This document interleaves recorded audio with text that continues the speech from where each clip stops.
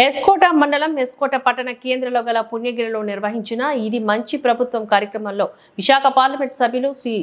మధుకుమల్లి భరత్ మరియు శృంగవరపు కోట ఎమ్మెల్యే కోళ్ల లలిత కుమారులు పాల్గొన్నారు. ఈ సందర్భంగా ఎంపీ శ్రీ భరత్ మాట్లాడారు. గత ప్రభుత్వ హయాంలో రాష్ట్రంలో అభివృద్ధి కుంటుపడిందని, ప్రజా సంక్షేమమే కూటమి ప్రభుత్వ లక్ష్యమని, ఎన్నికల్లో ఇచ్చిన హామీలు తూచా తప్పకుండా పాటిస్తామని అన్నారు. ఎమ్మెల్యే కోళ్ల లలిత కుమార్ ఈ సందర్భంగా మాట్లాడుతూ కూటమి ప్రభుత్వం ఏర్పడిన తర్వాత రాష్ట్ర ఆర్థిక పరిస్థితి లోటులో ఉన్నా కూడా 100 రోజుల్లో ఎన్నో సంక్షేమ మరియు అభివృద్ధి కార్యక్రమాలు చేస్తామని, సూపర్ 6 లో భాగంగా దీపావళి నుంచి 3 ఉచిత గ్యాస్ సిలిండర్లు ఇస్తామని తెలిపారు. ఈ ప్రభుత్వం కూటమి ప్రభుత్వం 100 రోజులు పూర్తి చేయడం సందర్భంగా ఇది మంచి ప్రభుత్వం అనే కార్యక్రమం పేరుతో ఇవాళ 20వ తారీఖు నుంచి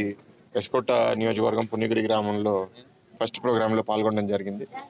100 రోజుల్లో ప్రభుత్వం చేసింది ఏంటి అనే 100 ఐటమ్స్ మేము మొన్న బాబు గారితో కలిసినప్పుడు అన్నీ లిస్ట్ అవుట్ చేశారు. కానీ ప్రధానంగా 6 సమస్యల గురించి ఇక్కడ మాట్లాడడం జరిగింది. అది పెన్షన్ పెంపుదల అవనివ్వండి, ల్యాండ్ టైటిలింగ్ యాక్ట్ రద్దు చేయడం అవనివ్వండి, అన్నా క్యాంటీన్లు రాష్ట్ర వ్యాప్తంగా ప్రారంభించడం అవనివ్వండి, లేకపోతే మన వరదల వల్ల వచ్చిన తర్వాత మనది ఎట్లా మన రాష్ట్రాన్ని మళ్ళీ తిరిగి కాళ్ళ మీద నిలబెట్టాము, ఇట్లా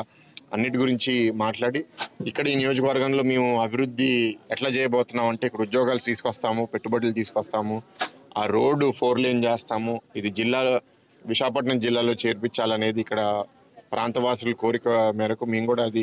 ప్రభుత్వంకి దృష్టి తీసుకెళ్ళి గతంలో కూడా ఇది చేస్తామని చెప్పాం. కాబట్టి అదొక లక్ష్యంగా తీసుకుని మొదటి సంవత్సరంలో అప్పుడు పూర్తి చేయాలనేది మా కోరిక. ప్రభుత్వం ఏర్పాటు చేసుకున్న తర్వాత ఒకసారి ప్రజల వద్దకు వెళ్ళి ఈనాటి ఉన్న రాష్ట్ర పరిస్థితులు, స్థితిగతులు, ఆర్థిక లోటు, ప్రజలకి ఇచ్చిన మాటకి కూటమి ప్రభుత్వం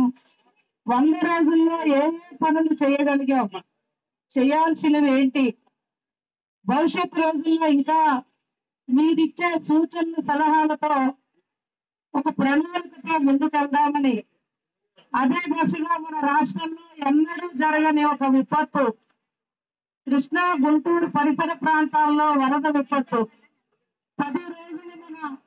కూటమి ప్రభుత్వం, మన గౌరవ ముఖ్యమంత్రి వర్యులు నారా చంద్రబాబు నాయుడు గారు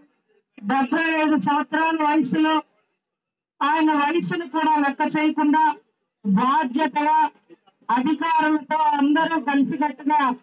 10 రోజుల వరదల్లో వరద ఏర్పడిన వెంటనే బయటకు వచ్చి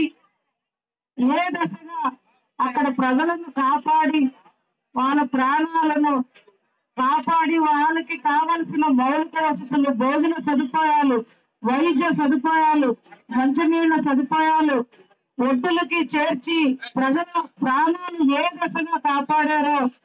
వీటన్నిటినీ కూడా మనము ఈ సమావేశంలో ఒక 10 నిమిషాలు మన రాష్ట్ర ప్రభుత్వం, మన ముఖ్యమంత్రి గారి గురించి, కూటమి ప్రభుత్వం గురించి ఈనాడు మనం ఇవి ఏర్పాటు చేసుకుంటూ అందులో భాగంగానే మరి ఎన్నికల తర్వాత మన పార్లమెంటు సభ్యులు, పెద్దలు, యువకులు, విద్యావంతులు, బుద్ధివంతులు, మృదు స్వభావి, పిలిస్తే పలికే మన అందరిలో ఒకరు మన పెద్ద కూటమి ప్రభుత్వం ఏర్పాటు చేసుకున్న తర్వాత ఒకసారి ప్రజల వద్దకు వెళ్ళి ఈనాటి ఉన్న రాష్ట్ర పరిస్థితులు, స్థితిగతులు,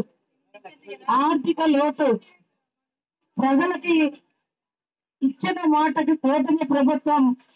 100 రోజుల్లో ఏ పనులు చేయగలిగాం, చేయాల్సినవి ఏంటి,